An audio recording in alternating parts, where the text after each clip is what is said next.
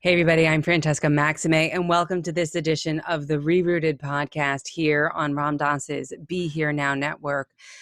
Really, we're just trying to get back into the root causes of things, trying to really understand what's going on underneath the surface and all the ways in which stuff that we can't necessarily see with the naked eye is still at play, and trying to dig down a little bit deeper and invite ourselves into getting curious about all of that and what does that mean for us. As you know, probably, if you've been listening for a while, I'm Haitian, Dominican, Italian, and American. I am right now on Nipmuc territory in Massachusetts, although I reside on Lenape and Canarsie territory in Brooklyn, New York. And I am myself a multi-ethnic person. Now I'm a psychotherapist. I've had a lot of privilege in terms of lighter white skin advantage privilege. And I've had a lot of educational and social privilege along the lines of, being a native English speaker, growing up Christian in this country and whatnot. And I say all these things and call attention to the social location piece because it points to the piece that we're going to be talking about today with Dante King. Our special guest, he is sort of this amazing historian, educator, academic that brings together a variety of worlds to kind of bring home the point that there's a reason why we got here. We're in the middle of the summer of 2020, the summer of protests, the culmination of centuries of systems of oppression and white body supremacy. And Dante's work really tries to start to unpack what's at the root of this, as I was saying earlier. What's underneath? What are the causes? So Dante is a native of San Francisco. He is a workforce learning and organizational development professional, specializing in the implementation of equity, diversity, inclusion, social justice, and implicit unconscious bias educational training, with more than 15 years of experience. Throughout his career, he has gained expertise in designing, developing, and delivering a combination of retreats, classes, and seminars. The primary focus of his life has been working to promote equity, inclusion, and equality of underserved, underacknowledged, and underprivileged populations, specifically communities of color, sexual orientation, and gender minorities. And his goal is to help individuals, organizations, and institutions understand and make connections between historical and current factors and influences that perpetuate institutional, systemic, and structural oppression in mainstream society. Dante King, welcome to ReRooted. Thank you so much for joining me and our listeners here today. Thank you, Francesca. Thanks for having me on. I appreciate it. I'm here in the Bay Area. I identify as Black, gay, queer sometimes. My pronouns are they, them, really but it's ranged throughout my life. It's from he, him to she, her. So I just flow with life, and I believe in the embrace and affirmation affirming rather of all people, in really seeing into people's humanity and celebrating it. And seeing beyond all of the structures and the ways in which we've been taught to believe and think and process and all of the tools that have been implemented within our societal infrastructure to make difference. So again, thank you for having me. I'm here in San Francisco, in the San Francisco Bay Area, on what was originally the land of the Ohlone people. And I think it's so important to recognize and name that on every occasion. Thank you for having me. Yeah, beautiful. Thank you. And yeah, I just think it's important to just sort of acknowledge that, there's a lot of, really good victories actually lately in Indigenous communities over the last few weeks, although certainly not enough, but, progress, strides. And my pronouns, by the way, are she, her. But okay, we met maybe a month ago. You didn't really meet me. I met you because I was watching a Dr. Kenneth Hardy's Quarantine Conversations from the Eichenberg Institute day-long series of talks, and you were the final one. it was a really rich day about institutional, structural, and historical ways in which structural oppression has been perpetuated over time, how it was planned, the seeds that were planted long ago, we see, God forbid I say, the fruits of today. We see what has come of that. And I guess what we were talking about off camera before we started was the granularity with which you pointed to the myriad of ways in which colonizers and slave owners and all the systems conspired, if you will, to kind of make sure that at every turn, as I said, it was sort of like you're stuck in a labyrinth. It's like, I thought of that. I thought of that. I thought of that. I thought of that. You can't go here or do that or get liberation here or there because I thought of that too. And like, it's like being stuck in there. And so the interesting piece is that the day long was called Quarantined Conversations. We're in this actual quarantine. And yet at the same time, that's what I feel like was just, people have called it a lifetime of quarantine. The Black doula, Sabia Wade, just did a class that I took called A Lifetime in Quarantine, meaning what is it like to have no exit? Sort of that Camus, existential piece. And so I just want to invite you to start with what brought you into feeling like this was the way in which I would most be able to perhaps teach folks, help folks come into realization around these systems by going through this really granular way of telling the history, the horrible history. Well, thank you for um, laying that foundation. I think you hit on the very unique way in which I attempt to bring people to a point of understanding the uniqueness around anti-blackness and anti-black racism and how white people created, beginning with really the English who began to memorialize these things and into laws, but how they legally constructed identities using the law as a tool to be able to do that. And they didn't necessarily arrange things into one law particularly, but what they did was they began to define experiences in terms of property rights, ownership, ownership of land, ownership of people.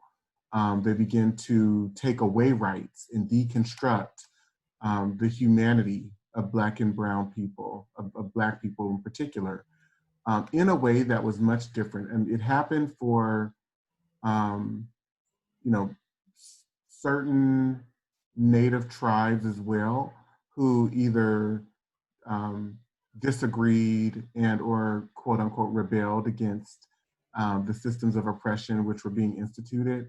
But for those who were in amity with the government, as they would name pretty consistently, they would be protected, if you will, or given those certain rights as well. And then there's a point where it's actually named and prescribed in the law that color is prima facie evidence. Those are the specific words that are used. So it's pointing to something very specific, that color defines one's conditions. And there are semblances of that early on. So um, I, I think the one ultimate reason that led me to design the work that I do in the particular way that I do it was as I attempted to teach about structural racism and institutional racism and cultural racism and how that impacts interpersonal, personal racism, it was hard for people to make connections. And I would get pushback many a time for people who would say, well, yeah, some bad things happened. And yeah, Black people were oppressed and we did these things, but we also did these things to, um, we also did some bad things to the Chinese community. We did some horrible things to Japanese people. You see, we had the Jewish Holocaust. And those are such valid, viable points, right? And they have tremendous meaning. And um, what I begin to learn, which began to fuel my work and how I do it, was that during early colonialism, what we literally have starting in the early 17th century, leading into the 18th century, when we go to war and declare independence, what you literally have is the shaping and the creating of white identity and Black identity, which would forever um, which basically memorialized how these two identities would sit in position to each other, but also in relationship to every such other group that white people would then socially prioritize in between those groups. And it helped me to understand why how everything from capitalism is a tool of racism, how the ability to shape, enforce, reinforce laws or revoke them, the power to do that is a power of oppression, particularly used to devise racism and sexism in very explicit ways. But how both of those variables impact every such other institution. So Right. lawmaking, capitalism, it impacts everything, and how even things that we don't look at as bias, but these are just kind of standard cultural um, institutions such as education or employment, how those are tools of racism and other types of oppression, or have been leveraged in that manner. In terms of exclusion, inclusion. Mm-hmm. Right, right, right. Yeah, you can't just say, well, if you work hard, you'll get ahead when there are all these systems that keep out certain folks from even being, in the applicant pool. Right, right. Yeah.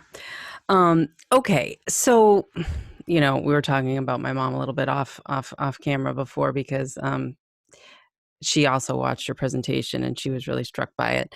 And I'm starting with her main critique, which is that I don't ask people for enough of examples. So for my mother, I'm going to ask you for some examples that you provided in the in the presentation, or just ones that of in general, that are these granular pieces that I learned, for example, of the way in which the children of people who were enslaved did not become they weren't ever allowed to be the children of the mothers that were birthing them, and the way in which that systematized every place along the way, legally, and the whole thing, like you just said, about humans as property, and then the ways in which that was enforced when it comes to certain slave patrols and night patrols, and who got those jobs and why and how, and all these ridiculous things that are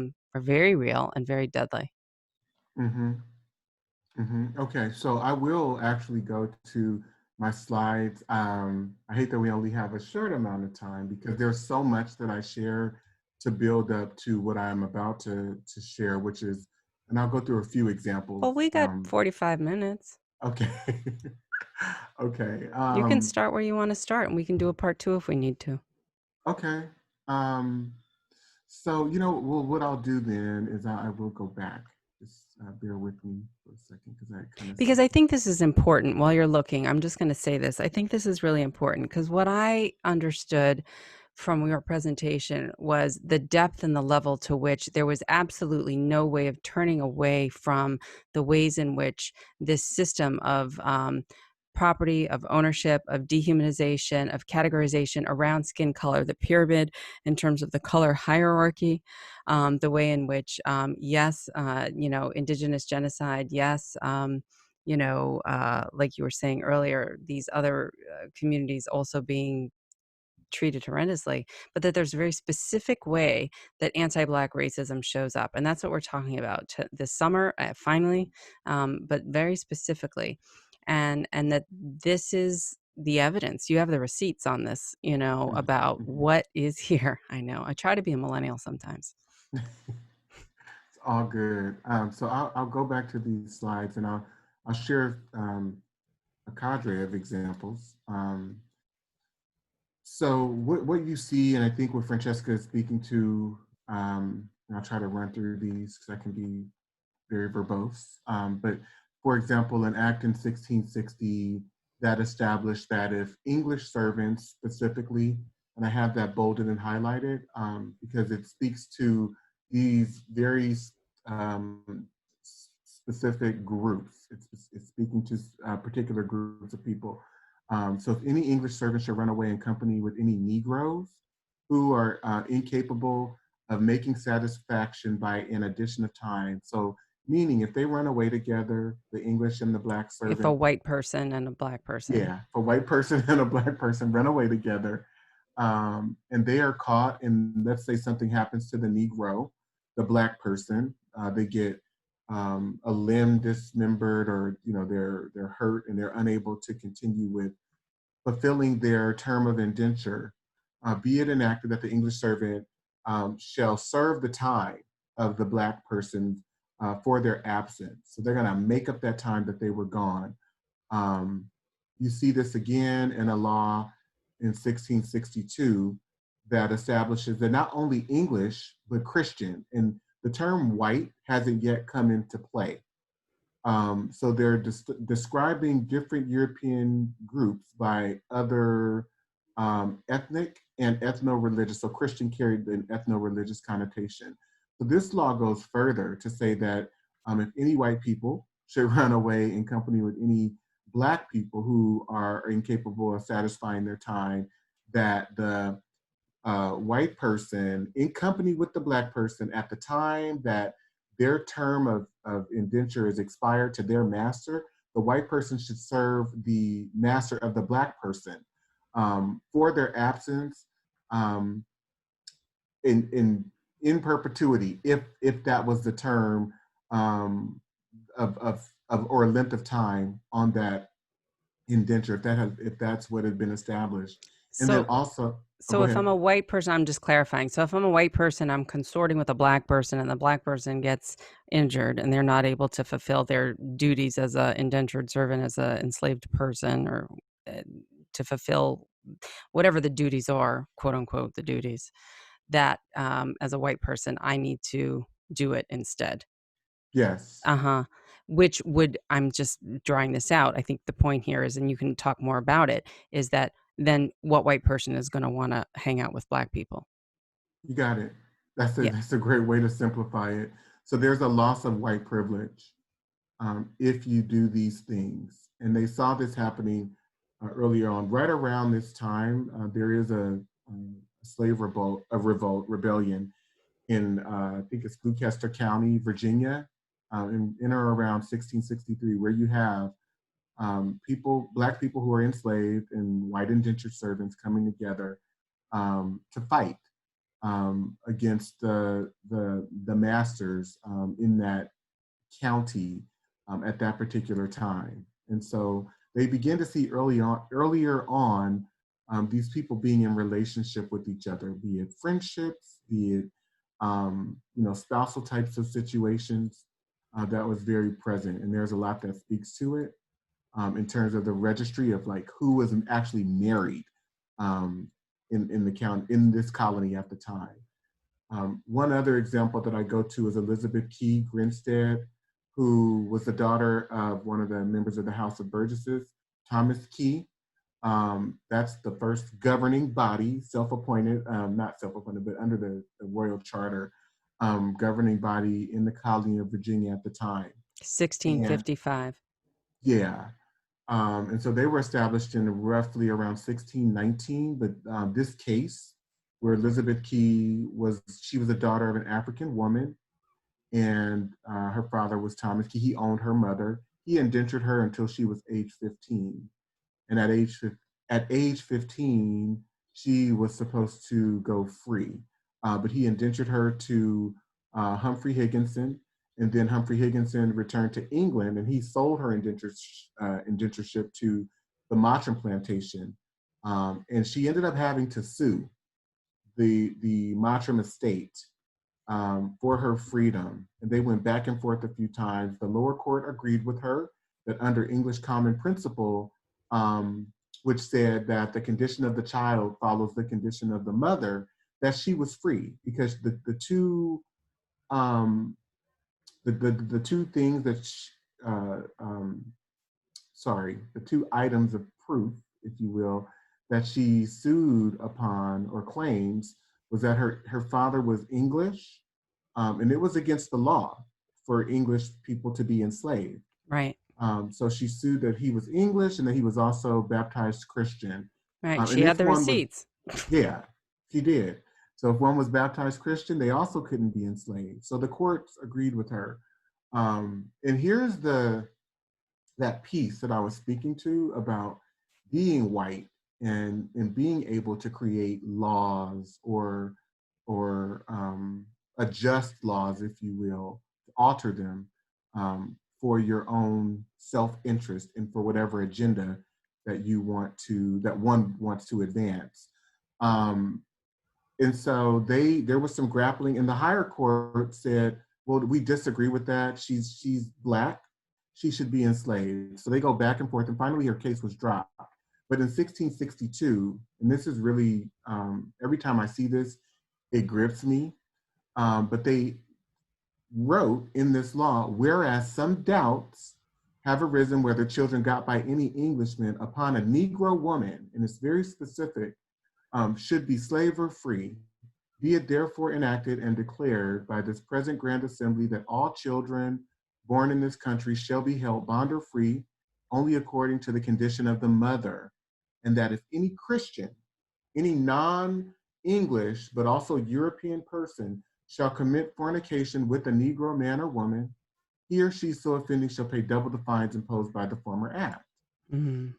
So this is really burdensome from the standpoint of racial slavery and what it means to be Black and female and what it means to be female and Black during this time.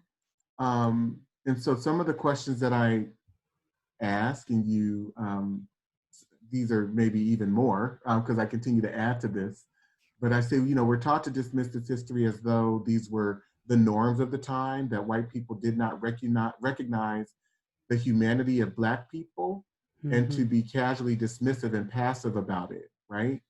And I argue in my work that white people very much recognize the humanity of Black women and Black men. Um, these people that they deem pernicious and or spurious at certain times. But they also saw the need to deconstruct their humanity. And so Mm-hmm. they used the law as the tool to be able to do that.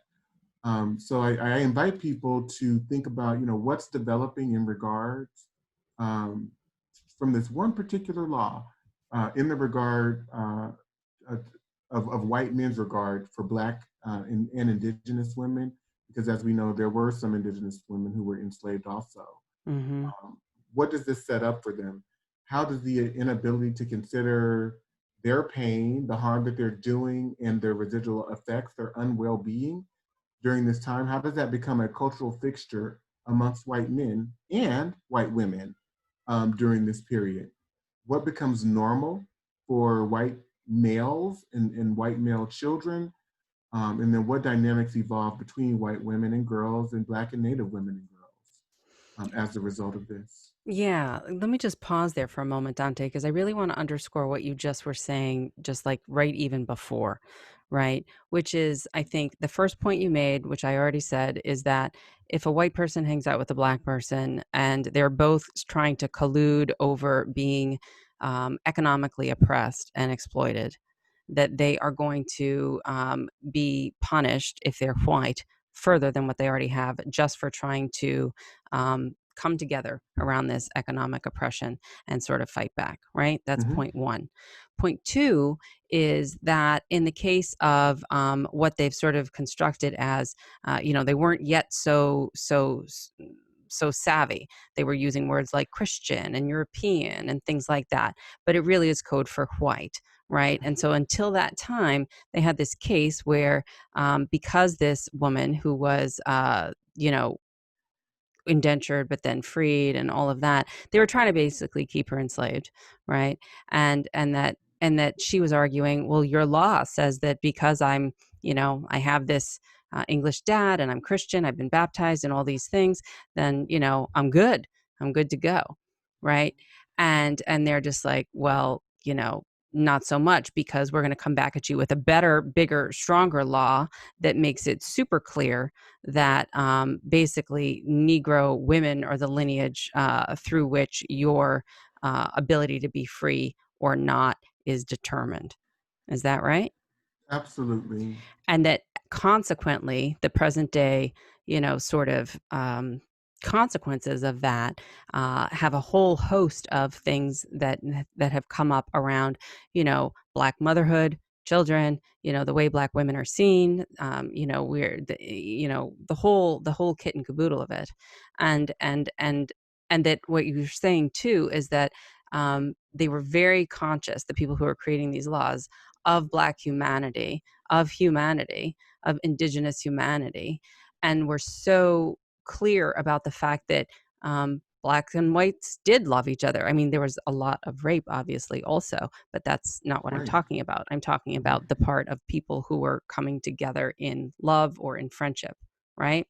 Mm-hmm. And that was dismantled through the color line, and that was made explicitly clear through all of these systematized laws time and time again. So when the natural inclination for connection might arise, which if we say, our loving basic goodness nature is connection or compassion or something like that, they put the kibosh on that because they made it really rough for you if you even tried to reach out and extend a hand. And in your own Absolutely. interest of self-preservation, you may not want to do that. Mm-hmm. If you had privilege, if you had racial privilege, even Mm-hmm. if you were indentured or even if you were, Yeah. Okay. That's exactly what it was. I mean, that's a great framing of it, and to modernize it and to simplify it in today's terms, and that there's a severing of solidarity that takes place, even Mm-hmm. for people who may have the desire to want to dismantle systems and practices of oppression. It's like it's gonna come at a loss, right? Right. Um, Yeah. So there's keep a going. I just wanted to like kind of tie it in, bring it, bring it a little home a little bit. Yeah. Another example looking at, and that was Virginia. This one is in Maryland, where this one says, be it enacted by the right honorable, and this is 1664, an act concerning Negroes and other slaves. And I want to point that out because I'm going to drill a point home just in this first component of it. It says, be it enacted by the right honorable and Lord Proprietary by the advice and consent of the upper and lower house of this present General Assembly, that all Negroes or other slaves already within the province, and all Negroes and other slaves to be hereafter imported into the province shall serve durante vita, hard labor for life. I think what's very significant about this, well, you can tell me, is there any piece of that stands out to you in terms of the emphasis on Black or Blackness? Well, an act concerning Negroes and other slaves, hard labor for life. Just anybody who comes in is a slave. Yes, yes, um, to a degree, and I want to clarify this. So I've given a few examples. If you are, let's say, of Austrian descent, and you are enslaved in some other place, and you come here, you're to be enslaved for life. That's what this is saying. Um, if you are already here, and let's say you are of Austrian descent, and you are enslaved, you're going to be a slave for life. Um, However, if you are of Austrian descent and you come from somewhere else and you're free, and you come to Maryland during this time, you're going to remain free. Mm, But if you are Negro and you're free and you come from somewhere else, be it the continent of Africa or Haiti or Jamaica, and you come here during this time, you are going to be enslaved for life. right. Um, and that's the distinction. White coming Wherein in free, you stay free. Black coming in free, you're enslaved. you got it. And so this is Virginia. And so then you go to the impact on white women. And I think there are different motivations for this. Part of it being that the ratio of white women to white men was very low, um, sometimes 8 to 1, sometimes 9 to 1, but it was always very vast. So You mean there was a there was, disparity? Like for the colonists, there was mostly white men, not so many white yes, women. yes. So it was vastly disparate. So yeah, thank you. Um, and so you have this the second part of this law, an additional component of this law that says, and all children born of any Negro, male, or other slaves shall be slaves as their fathers were for the term of their lives. So there was a law that dealt with, you know, heritage or lineage through the female body. Now they're dealing with the male body in this particular one. And for as much as diverse freeborn English women, forgetful of their free condition and to the disgrace of our nation, marry Negro slaves, by which also diverse suits may arise, touching the issue of such women, and a great damage befalls the Black person's master, for prevention whereof, for deterring such freeborn women of such shameful matches, be it further enacted by the authority, advice, and consent, that whatsoever freeborn woman shall marry any slave from and after the last day of this present assembly shall serve the master of such slave during the life of her husband. Right. So there, I'm sorry, go ahead. Well, I'm just again just like pausing, right? Because like just taking this in, I'm a white woman who is, you know, somehow like came over as a, colonist, and I want to marry a Black enslaved man, fall in love. What this says is that I am going to be, um, you just popped the slide out, but what I'm understanding is that, uh,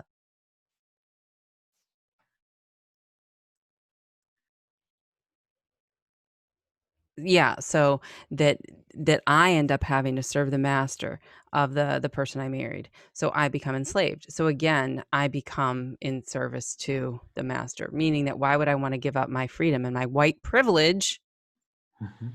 just for love and to marry a Black man? You got it. Why would I want to And give up my white privilege to marry the person I love? yeah, and this is more than, and I really just want to emphasize, this is more than just disownership or discouragement.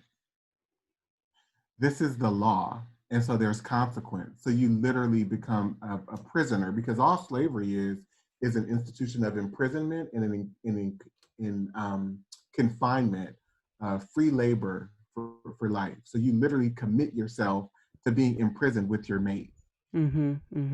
Right. Yeah. Yeah. And if that's, Good. No, no, go ahead. I was just going to say, and if that's not enough, right, to add to it, it's like, and that all the children of such freeborn women so married shall be slaves, as their fathers were. And be it further enacted that all the children of English or other freeborn women, other European women that have already married Negroes shall serve the masters of their parents till they be 30 years of age and no longer. So now it's not only that you're at risk, um, what do you want for your children? Right. Because they're going to be in servitude. Um, it says 30 years of age, but I doubt there was any cutoff there. And what we know also from records is, like, the average lifespan may have been 40, 45, Right. right? Yeah, I mean, I guess, again, just trying to update, like, what does this mean? Like, what about what you're saying is relevant to today, right? And Yeah, like that's the connection I'm here to try to help make, because you did all yeah. the research and I'm trying to say, like, so what does this mean to us now? I look at interracial marriages, I look at interracial relationships, I look at, the ways in which, like I was saying earlier, Black women's bodies and Black men's bodies have been objectified and exploited in a variety of other ways. This idea of ownership right? And this Mm-hmm. idea of, as you say, incarceration, like imprisonment, like not having agency, and all the ways in which these are all systematized and legalized in the system going back 500 years. Hmm. I think one of the things that's hard for many white people to get, if they spend 2 to 3 days with me, they walk away changed people.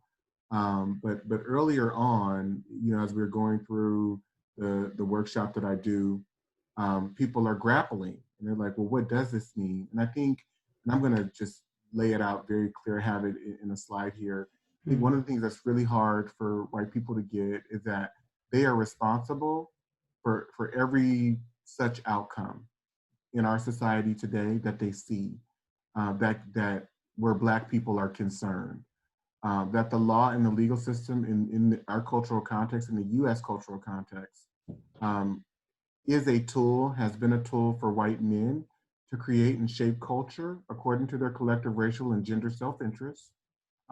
That's controlling what white women do as well and how they are used in all of this. right, Advance any and all agendas that protect their self-interest, which includes establishing a buffer and coalition of labor and class white men as gatekeepers, and other gatekeepers, which include, as I mentioned, white women, people minoritized as Black, Indigenous, people of color, to protect the cultural institutional outcomes, and their own self-interest.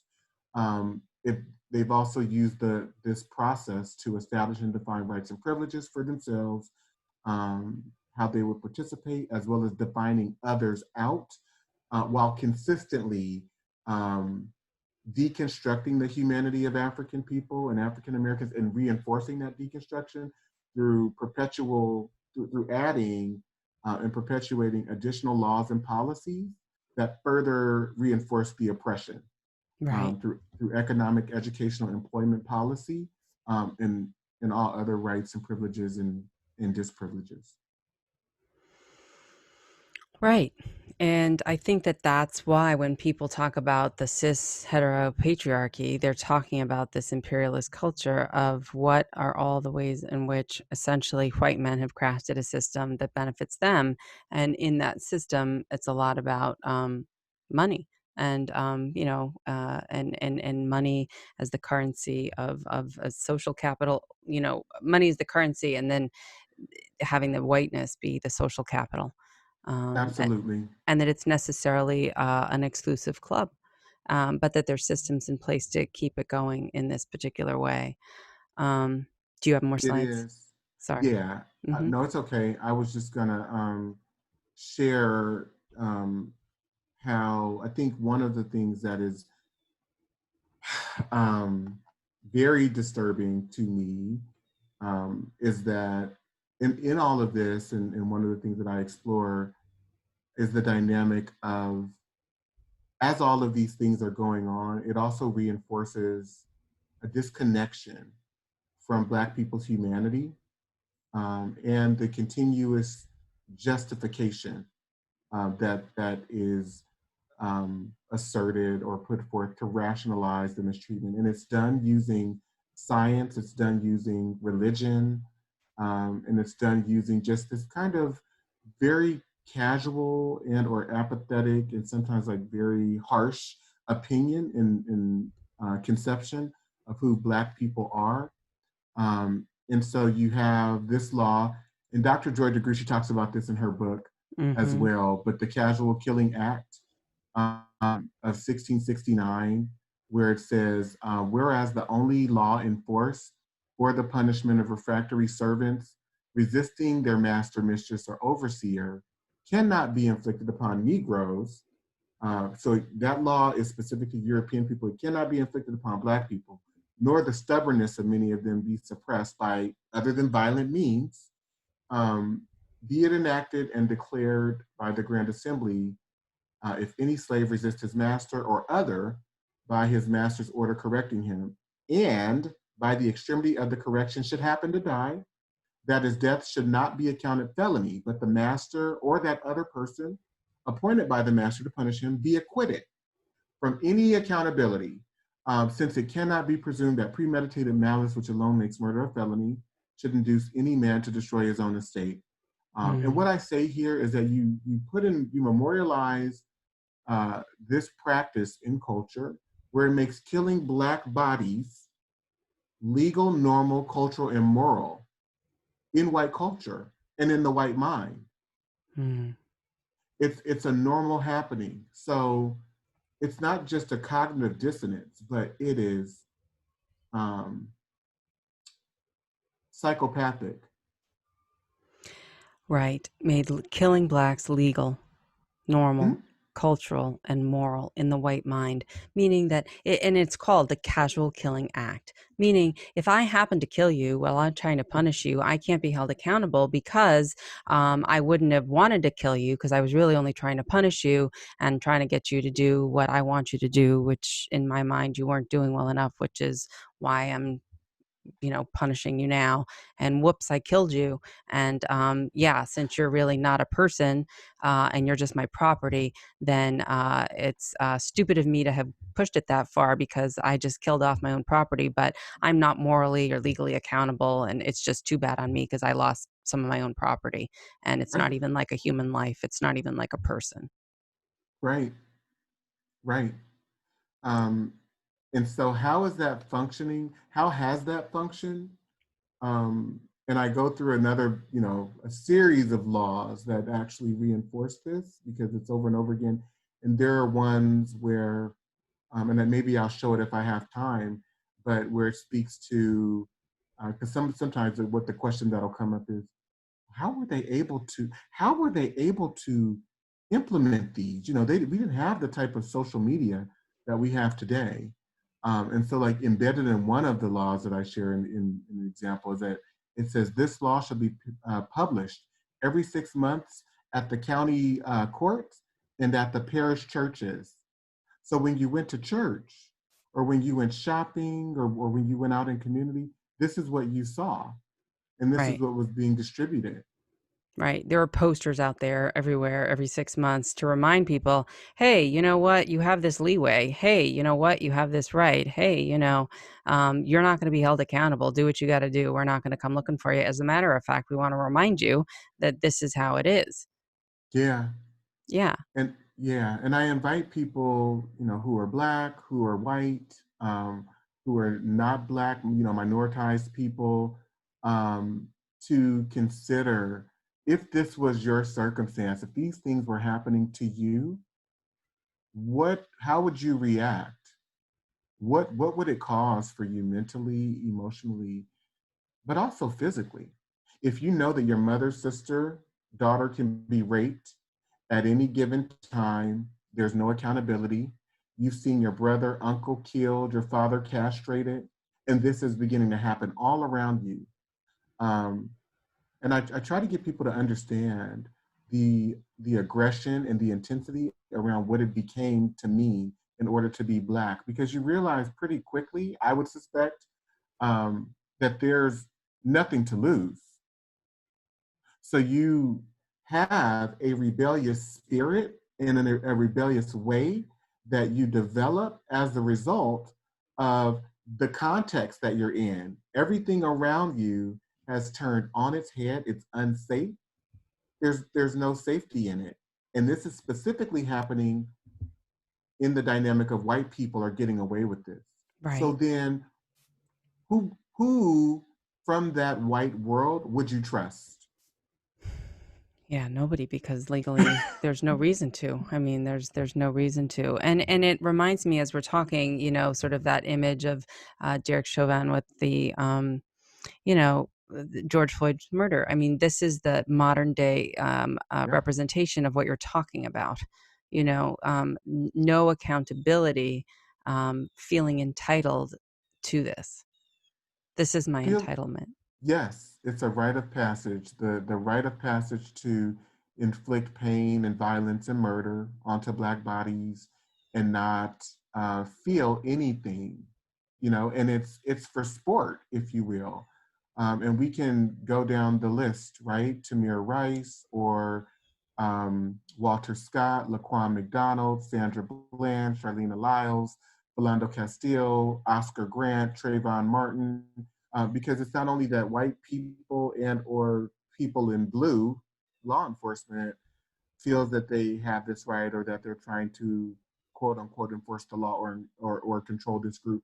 But every such other group and every such other person in society that is a participant in US culture gains a familiarity and or establishes a relationship to the ways in which this culture is arranged and the social um, not only norms but permissions in and or lack thereof that accompanies what it means to be either a U.S. citizen or participant in U.S. culture.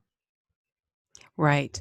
That it reminds me of it wasn't a podcast, but it was a web TV show that I do. The conversation I was having with a Korean American therapist, and she was sort of coming to the realization, like, gee, and I think a lot of other Asian Americans adopted as the go-to first strategy white culture, which included, what you're talking about, the sort of, white. She called it the white perspective, you know, You have to. and right, right. But that coming into the awareness of that, then you can begin to change. To a degree, right? But the culture that we are immersed in is white culture. This is not the indigenous culture of various Native American tribes that once existed.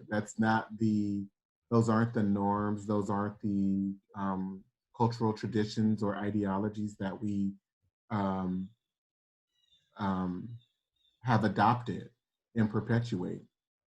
It is entirely a white culture. And if we look at, because I go through hundreds of examples in my work, but particularly in the Constitution, Yeah. one of the first laws that they drafted spoke to you could only become a US citizen if you were white and you had to be here for 2 years. Um, but that you could only naturalize. And that law remained in effect from 1790 into the mid 20th century, into the 1950s.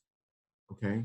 Um, and every such other, so if society forces you to adopt white principles, white ideals, white ways of thinking, white ways of being, in academia, employment, in every such other realm, that is what you have to ascribe to or become or figure into.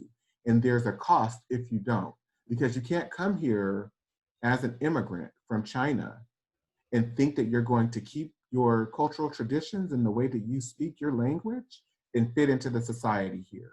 You can do that, but you won't be able to advance Mm-hmm. as someone who is assimilated fully. Mm-hmm. Mm-hmm. Right. Yeah. Assimilation is the price that one has to pay. Giving up one's culture, in order to assimilate and to survive here. It's a Um, tool of racism. it's a tool of racism, right? And oppression. Mhm. Um, So I guess, we have about 15 minutes left, and I want to see, is there more slides, or is it maybe time to pivot the Yeah. conversation a little bit to this idea of, I mean, you have so many examples. Maybe I'll ask you this. When you're doing your workshops, you're doing them with whom, and for how long? What goes on there? You say they're multi-day workshops and that people are transformed, and I believe it. So tell me a little bit about those, because people may want to hire you for their organizations. Thank you for that. And for opening up the space to talk about it. So there's a lot that happens, and we build pretty slowly in the beginning to get people to explore what they've learned, what has they learned in terms of racism and how it works, and how they define it and how it functions. Um, I try to create a space where there's a lot of interaction. There's, one-on-one interaction where people are talking to each other. There's a lot of groups set up. And, as we're exploring the information, um, one of the strategies that I use is assigning different groups, different identities. So they are to embody the experiences of the groups that they're assigned, and as we go through certain periods of time using this type of legal setup, um, they're reacting to um, how they would be impacted. And so they're all then invited to come back together and talk about what they spoke about, what they uh, started to scribe or jot down in amongst their respective groups, and evaluate how different the experiences are within the same cultural context. But to understand that different people are having different experiences, and then not only that, um, they they circulate. I'm sorry, they actually trade off or have an opportunity over the period that we're together to experience being a part of each group. And so the group is the experience caters to any and everyone who wants to go deeper in their consciousness and understanding privilege and power, as well as oppression and powerlessness in the ways in which um, particularly Black, I focus a lot on anti-blackness and how that has been built into our culture, as Mm-hmm. well as white supremacy, and the experiences of Indigenous people and what they were experiencing during certain periods as well, because it's a very distinct experience. And it's done over the course of um, days. So some organizations allow me to come in and have 4 or 5 days. Others say, can we do something on more of a 2-day scale? Um, I, I, I'm hired to do, as you know, just kind of out, maybe some very truncated uh, webinars, which I've done to introduce sort of what I'm talking about and kind of the scope and body of it all. But yeah, and It's very I experiential what you yeah, what you offer over the period of time. And from a yeah, mindfulness perspective and from a somatic experiencing and a nervous system regulation and a trauma and a felt sense perspective, all these modalities that I'm trained in and that I've experienced and I found to be particularly powerful, and I think for a lot of the listeners and viewers are familiar with these kinds of modalities, it is that experiential piece that you cannot unsee because you didn't see it. You felt yes, it, you embodied it. yes, And once you yes, have that knowing, which is in mindfulness language, really sort of, the Dharma, that is sort of the mm, way, that is sort of the realization, the clicking in of, oh, so it's like this. mhm, Things drop down at a different level. And I think all of this frenzy of left brain logical, here's the facts, here's the dates, here's the thing, here's this happened then, it's not happening now, the laws are different, yada, yada, yada. That chatter kind of goes away because you are experiencing oppression in your yes, workshop. You are aware of your experience of oppression. You are aware in your workshop of your experience of privilege and how that changes as you change the roles and you give people these different identities and you have them interact differently. That relationship of awareness to the experience, I think, changes how people are able to then show up going forward. yes, absolutely. And I And think if that's why what you offer is very different. I appreciate you for using the language that you used.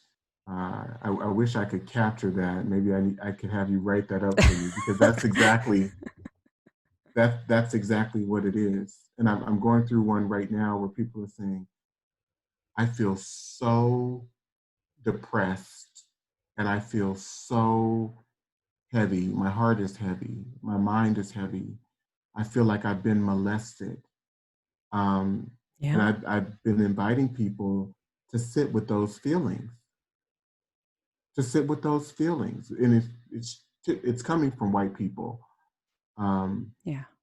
and not to try and go to what is it that we can do, because the reality is that we've not been able to do much of anything, and Right. there's nothing you can do when you are oppressed. Because your agency is taken away, because Yes. the external barriers are there, right? And I mean, you cannot, like I said in the very beginning, no exit. You know what I mean? Based on what you do with this work, you're showing these are all the ways, all the granular ways where I am locked in. I am in quarantine, literally, right? Now, the Mm-hmm. mindfulness piece, the Buddhist piece, talks a lot about how we're in prisons of our mind all the time anyway, as white people. You know, this sort of gaslighting, if you will, of white body supremacy or of imperialism or whatever you want to call it, or of patriarchy. You know, we walk around like we think we know what's going on, and, you know, we didn't realize we drank the Kool-Aid, and whoops, here we are. And well, I'm enjoying privilege, so why would I even want to question it? Okay. But the whole mindfulness piece is, even if it is a system of oppression that you're in, look at it, see it clearly, know what it is, and know what your relationship is to it and in it, which is why I start with this social location piece, which is, where am I in this? Mm-hmm. You know, given that this is the system that we're in right now, where am I in this? And then what am I going to choose to do? Am I going to choose to Absolutely. just, you know, be blind and ignorant with my privilege, or am I going to choose to do something else? But going through that process of what you've talked about, which is that grief, that remorse, that feeling of molestation and discombobulation, that's healthy Mm. and necessary Mm-hmm. Mm-hmm. for people, I think, to have long-term transformation, realization. I would so agree with you. I absolutely do, because I've been witness to, you know, some people within organizations who have power and influence who grapple with this, and then they say, oh my God, this has just been awful, and I need to use my power. I now need to use my influence. And they've been very direct about that and committed. And I've seen in one case where this white guy, he told me, he's a medical doctor. Hope he doesn't mind me sharing this. His name is Dr. Larry Rand. Works um, for UCSF at the Preterm Birth Initiative. And he started grappling. He's like, you helped me to understand how racism and anti-blackness is rooted in white identity, even though I didn't ask for it. No Mm, one asked for this, but it's there. And I need to now use some of my, not only social privilege, but economic privilege. I need to use some of my positional privilege to do something for Black people. Like, it is a responsibility, because whether or not I had to do anything, or I did anything, or my parents did, or I can say all of that, I still benefit from white privilege. And if I now know this, to the point that you made, Francesca, I can't unknow it or unsee it. And if I don't do anything, that means I'm comfortable with everything that it's taken to build up white privilege and white identity. He says, and I can't live with that. So I mm. think it's absolutely necessary. I love that piece of, I can't live with that, because it's what Dr. Janet Helms, someone I interviewed recently for the podcast also, you know, the stages of racial identity development, clinical psychologist. Anyway, we was talking about refinding the moral center, you know, it's sort of being spiritually bereft, you know, and reclaiming and refinding the moral center, that whiteness as a construct, as is a stealing of the soul, Mm-hmm. kind of a Mm-hmm. Faustian deal. Yeah, I'm familiar with Janet Hale. Okay, that's great. Yeah. So 5 minutes left. What would you paint a picture for if somebody, you know, said, you know, your unicorn, your pony for Christmas, your gift? Like, what would be the wish? What would That is it a multiracial society? Is it, you know, reparations? Is it, sorry, go ahead, you tell me. it's not a multiracial society without there being some very distinct things that change. And I think the mindsets of white people need to change in terms of how they see themselves in relationship to others. There needs to be some deep exploration about, you know, what's set up white privilege and or anti-blackness. And there needs to be implementation of tangible changes. Like, we've seen movements over the last 70 to 80, 90, 100 years of people attempting to rally for equality.